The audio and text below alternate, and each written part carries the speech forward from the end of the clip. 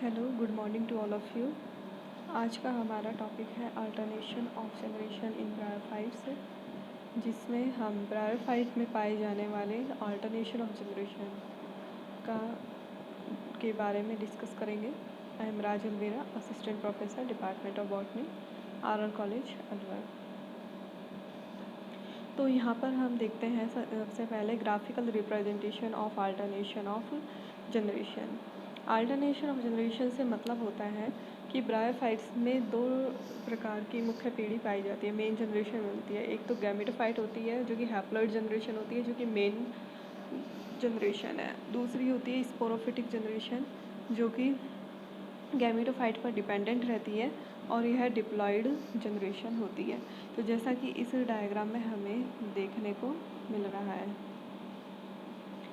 तो इसमें हम देख रहे हैं कि इस तरीके से ये यहाँ से यहाँ तक तो गैमेटोफाइट जनरेशन है ऊपर वाली, और नीचे वाली स्पोरोफाइट जनरेशन है। तो इसमें शुरुआत होती है हैप्लॉइड स्पोर से।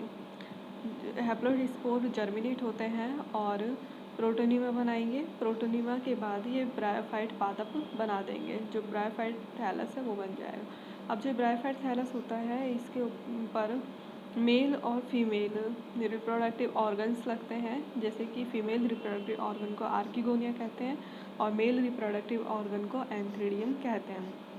एंथ्रीडियम से एंथेरोजोइड का फॉर्मेशन होता है, जो कि हैप्लॉइड होता है। इसी तरीके से आर्किगोनियम से एग का फॉर्मेशन होगा, ये भी हैप्लॉइड होता है। उसके बाद फर्टिलाइजेशन की प्रोसेस होती है, जिसे सिनगैमी भी कहते हैं। तो दोनों के हैप्लॉइड गैमेट आपस में फ्यूज हो जाते हैं। जो इनमें न्यूक्लियस है उसमें क्रोमोसोम का नंबर सिंगल रहता है, हैप्लॉइड नंबर रहता है। तो इस तरीके से फ्यूज हो जाते हैं। फ्यूज होते के साथ ही यहाँ जायगोट बनता है। Zygote as a sporophyte plant की फर्स्ट सेल होती है। जायगोट आगे डिफरेंशिएटेड होता है, एम्ब्रियो बनाता है। एम्ब्रियो आगे और विभाजन करके स्पोरोगोनियम बनाता है, और उसके बाद स्पोर मदर सेल का फॉर्मेशन होता है। स्पोरोगोनियम के अंदर स्पोर मदर सेल्स बनती हैं। Spore mother cell diploid structure होती है। फिर उसके बाद स्पोर मदर सेल से हैप्लॉइड स्पोर का फॉर्मेशन होता है मियोसिस के थ्रू। तो इस तरीके से एक साइकिल चलता रहता है। तो इस तरीके से यहाँ पर graphical representation of alteration generation दिया गया है, जिसमें कि यह बताया गया है कि किस तरीके से जो ब्रायोफाइट प्लांट हैं उनकी जनरेशन स्पोरोफाइट से गैमेटोफाइट, गैमेटोफाइट से स्पोरोफाइट रिपीट होती है। इसी तरह से इसकी जो लाइफ साइकिल है उसमें जो ब्रायोफाइट प्लांट होता है, हैप्लॉइड गैमेटोफाइट है, उसमें वेजिटेटिव रिप्रोडक्शन भी देखा जाता है।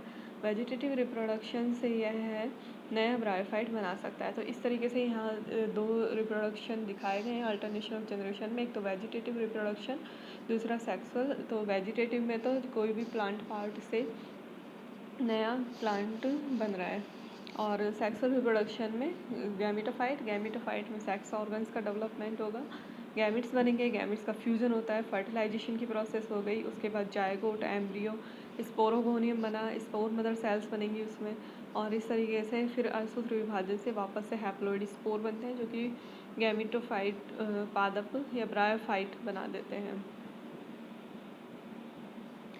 अब यहाँ हम देखते हैं the life cycle of bryophyte is split up into 2 phases and each phase shows separate adult. तो जैसा कि पहले बताया उसी तरीके से कि यहाँ पे जो लाइफ साइकिल होती है ब्रायोफाइट्स की, वो 2 phases में स्प्लिट हो जाती है, और each phase separate adult show करेगा, गैमेटोफाइट फेज और sporophyte phase. Gametophyte phase, the gametophytic phase is represented by green thalloid plant body with sex organ, antheridia and archegonia. जो गैमेटोफिटिक फेज होती है वो यहाँ पर मेन फेज होती है, जो कि ग्रीन थैलोइड प्लांट की फॉर्म में पाई जाती है, और इसमें सेक्स ऑर्गन पाए जाते हैं। Sex organ male reproductive organ तो होता है एंथ्रीडिया, और female reproductive organ archegonia. The gametophytic plant body is completely independent. जो गैमेटोफिटिक प्लांट बॉडी होती है वो कम्प्लीटली इंडिपेंडेंट होती है। The gametophytic plant body is haploid in chromosome number. Haploid chromosome number उसमें पाए जाते हैं। During gametophytic phase plant reproduce by sexual reproduction in which haploid gametes are formed. जब गैमेटोफिटिक फेज होती है तो उसमें हमेशा प्लांट सेक्सुअली रिप्रोड्यूस होगा। सेक्सुअल रिप्रोडक्शन के थ्रू वो रिप्रोडक्शन करता है, क्योंकि उसमें एंथ्रीडियम भी पाया जा रहा है और आर्किगोनिया भी पाया जा रहा है, जो कि गैमेट्स बनाएंगे और उनके बीच फ्यूज़न होगा, जिसे सेक्सुअल रिप्रोडक्शन कहते हैं। तो इस तरीके से यहाँ पर गैमेटोफिटिक फेज दिखाई गई है। तो मेल गैमेट एंथेरोजोइड कहलाता है, फीमेल गैमेट एग कहलाता है। Both are the last cell of gametophytic phase. जो मेल गैमेट होता है उसे एंथेरोजोइड कहते हैं, फीमेल गैमेट को एग, और दोनों की दोनों जो ये एंथेरोजोइड और एग होते हैं यह है last cell of gametophytic phase कहलाते हैं। इसके बाद यहाँ पर फर्टिलाइजेशन की प्रोसेस देखी जाती है। फर्टिलाइजेशन के बाद जैसे ही मेल और फीमेल गैमेट का फ्यूज़न होगा, फर्टिलाइजेशन की प्रोसेस हो गई, इसके बाद यहाँ एक जायगोट का फॉर्मेशन हो जाएगा और स्पोरोफाइट स्टेज या फेज चालू या स्टार्ट हो जाती है। Sporophytic phase, the gamete fuse to form zygote. Gamete जैसे ही फ्यूज होता है जायगोट बन जाता है। Zygote is the first cell of sporophytic generation. Zygote sporophytic generation की फर्स्ट सेल होती है। Zygote is not able to produce independent sporophytic plant, so zygote further divide and form embryo. Zygote is not able to produce independent sporophytic plant. तो इस तरीके से जो zygote होता है वो खुद इंडिपेंडेंट स्पोरोफाइट प्रोड्यूस करने में एबल नहीं होता, मतलब कि वो खुद स्पोरोफाइट प्लांट नहीं बना सकता। ऐसा स्पोरोफाइट प्लांट जो कि इंडिपेंडेंट हो, मतलब कि खुद का न्यूट्रिशन खुद बनाता हो। तो इसलिए जो जायगोट होता है वो आगे और डिवाइड होता चला जाता है और एम्ब्रियो बनाता है। This embryo remain in the female archegonia and obtain nutrition from female gametophytic thallus. तो इस तरह से ये जो एम्ब्रियो होता है वो फीमेल आर्किगोनिया में ही रहेगा। आर्किगोनिया के दो पार्ट होता है, वेंटर और नेक। तो वेंटर के अंदर जो वेंटर होता है, जो फूला हुआ भाग, उसके अंदर ही यह रिटेन रहता है, उधर ही वहीं रहेगा और वहीं पर यह जो फीमेल गैमेटोफाइटिक थैलस होता है उससे अपना न्यूट्रिशन ऑब्टेन करता है। The embryo by the segmentation and differentiation give rise to the second adult sporogonium. अब यहाँ पर एम्ब्रियो में सेगमेंटेशन की प्रोसेस होगी, डिफरेंशिएशन होंगे, सेगमेंटेशन एंड डिफरेंशिएशन, और उसके बाद ही है आगे बड़ा होकर के, साइज़ में बड़ा होकर के स्पोरोगोनियम बनाता है, जो कि सेकंड अडल्ट होता है। The sporogonium is diploid structure. Sporogonium यहाँ पर डिप्लॉयड स्ट्रक्चर होती है। The sporogonium is differentiated into foot, seta and capsule. अब यहाँ स्पोरोगोनियम फूट, सीटा और कैप्सूल में डिफरेंशिएटेड हो जाता है। The diploid mother cell produce in capsule and further by the meiosis they produce haploid meiosis. Sporogonium foot, seta और capsule में differentiated है। अब यहाँ पर जो डिप्लॉयड मदर सेल होती है वो कैप्सूल बनाएगी। जो कैप्सूल होता है उसमें डिप्लॉयड मदर सेल पाई जाती है। ये जो डिप्लॉयड स्पोर मदर सेल होती हैं इनमें आगे मियोसिस या अर्धसूत्री विभाजन होता है, जिससे कि यह मियोस्पोर्स बनाती है। अर्धसूत्री विभाजन या मियोसिस से डेवलप होने वाले स्पोर्स को मियोस्पोर्स कहते हैं। These haploid spores start the next generation after the germination which is gametophytic generation.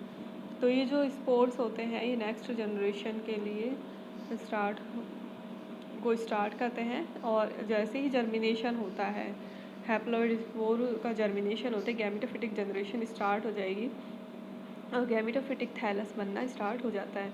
These haploid spores are the first cell of gametophytic generation. ये जो हैप्लॉइड स्पोर्स होते हैं गैमेटोफिटिक जनरेशन की फर्स्ट सेल होते हैं। The two generation regularly alternate with each other in a single life cycle. This is known as alternation. तो जैसा कि हमने अभी यहाँ देखा कि पहले गैमेटोफिटिक जनरेशन थी और उसके बाद स्पोरोफिटिक जनरेशन किस तरह से बन रही है। तो इस तरह की कि दो जनरेशन रेगुलरली एक दूसरे के अल्टरनेट पर उपस्थित रहती हैं तो इसे अल्टरनेशन ऑफ जनरेशन कहते हैं कि एक के बाद एक जनरेशन अपने आप आती जाती है। स्पोरोफाइट, फिर गैमेटोफाइट, गैमेटोफाइट के बाद स्पोरोफाइट। तो इस तरीके से एक साइकिल चलता रहता है। इस लाइफ साइकिल को अल्टरनेशन ऑफ जनरेशन कहते हैं। ये जो अल्टरनेशन ऑफ जनरेशन या लाइफ साइकिल है ये डिप्लोहैप्लॉन्टिक टाइप की होती है। डिप्लोहैप्लॉन्टिक से मतलब हो गया कि जो मेन जनरेशन है वो तो हैप्लॉइड होती है और डिप्लॉयड उसमें है जो सेकंड जनरेशन होती है। तो इस तरीके से इसे डिप्लो हैप्लॉन्टिक लाइफ साइकिल कहते हैं। दो मेन जनरेशन प्रेजेंट है, दो दो जनरेशन यहाँ पर पाई जाती है। डिप्लो हैप्लॉन्टिक से मतलब हो गया दो जनरेशन यहाँ पर पाई जा रही है। जो हैप्लॉइड जनरेशन होती है वो मेन होती है और डिप्लॉइड यहाँ पर डिपेंडेंट होती है, इंडिपेंडेंट ना होकर के डिपेंडेंट होती है। हेट्रोमॉर्फिक और हेट्रोलोगस अल्टरनेशन जनरेशन कहते हैं इसे। हेट्रोमॉर्फिक से मतलब हो गया कि जो दो जनरेशन मिल रही है, गैमेटोफिटिक और स्पोरोफिटिक, दो जनरेशन यहाँ मिल रही है और दोनों की जो मॉर्फोलॉजी होती है वो अलग अलग होती है। जैसे कि जो मीटोफिटिक जनरेशन है वो तो कम्प्लीटली इंडिपेंडेंट होता है, खुद अपना न्यूट्रिशन बना रहा है, उसके थायरॉइड स्ट्रक्चर अलग होती है। और जो स्पोरोफिटिक जनरेशन होती है उसकी मॉर्फोलॉजी अलग होती है, वो फूड सीटा कैप्सूल में डिफ्रेंशिएटेड रहता है। तो इस तरीके से इसे कहते हैं हेट्रोमॉर्फिक और हेट्रोलोगस अल्टरनेशन ऑफ जनरेशन। और डिप्लोहैप्लॉइडिक से मतलब हो गया जो मेन जनरेशन होती है वो हैप्लॉइड होती है। दो जनरेशन यहाँ हमें अलग अलग देखने को मिलेगी, लेकिन जो मेन जनरेशन है वो हैप्लॉइड होती है।